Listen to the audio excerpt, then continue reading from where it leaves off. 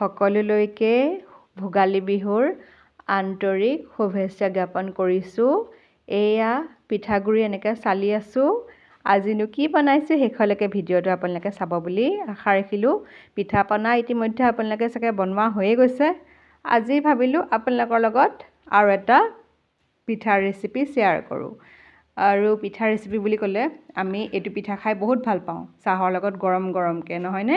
আজি পিছে মই পিঠাটো বনাওঁতে ডাব নাৰিকল আৰু লগতে কমলা বাকলি দি দিছোঁ। কমলা বাকলি আগতীয়াকৈ মই শুকাই পেলাই থৈ দিছিলোঁ। এতিয়া একদম মিহি মিহিকৈ কাটি দি দিছোঁ। খাবলৈ বৰ ভাল লাগে। আপোনালোকে চফো দিব পাৰে ইচ্ছা কৰিলে। আচলতে পিঠা বুলি ক'লে মিঠাতেলত বনাই বহুত ভাল লাগে। সেইকাৰণে অকণমানি কেৰাহী এখন লৈ লৈছোঁ, লোহাৰ কেৰাহী। আৰু আচলতে সৰু কেৰাহী হ'লে বনাবলৈও আচলতে সুবিধা হয়।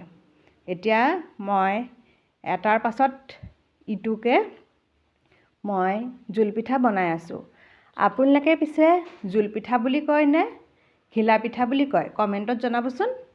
আমি সকলোৱে পিঠা বেলেগ বেলেগ নামেৰে জনাজাত, হয়নে বাৰু? আৰু আমি সাধাৰণতে জোলপিঠা বুলি কওঁ, ঘিলা পিঠা বুলিও কয় কিছুমানে, আপোনালোকে জনাবচোন। আৰু এইটো পিঠা আপোনালোকে খাই ভাল পায়নে? একে পদ্ধতিয়ে বনায়নে?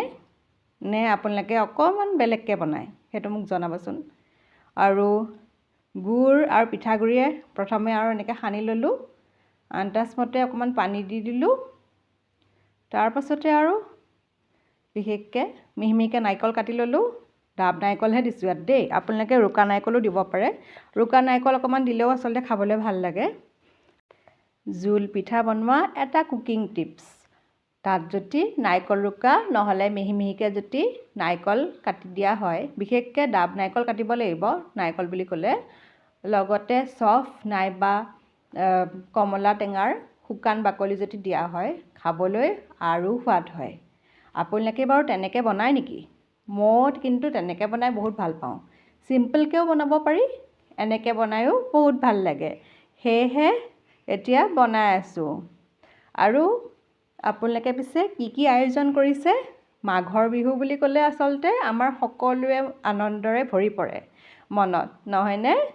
সেয়েহে মই বনায়ো আছোঁ। আচলতে বিহু বুলি ক'লে কিবা এটা বনাই ভালো লাগে আৰু আনক খুৱাব পাৰিলেও বহুত ভাল লাগে। মনটো আনন্দ লাগে। একেলগে লগে ভাগে খাই বহুত ভাল লাগে। ঘৰতে খুন্দি লোৱা পিঠাগুড়ি পিঠা সোৱাদে অন্য ৰকম হয়। একেবাৰে ঘৰুৱা চাউলেৰে বনোৱা আৰু পিঠাকেইটা মচমচীয়া হৈছিলে, খাবলৈ কাৰণেও ভাল হৈছিলে। পিঠাকেইটানো কেনেকুৱা লাগিছে আপোনালোকে কমেণ্ট ছেকশ্যনত জনাব। যিহেতু এইবিধ পিঠা গৰমে গৰমে খাইহে বহুত ভাল লাগে চাহৰ লগত।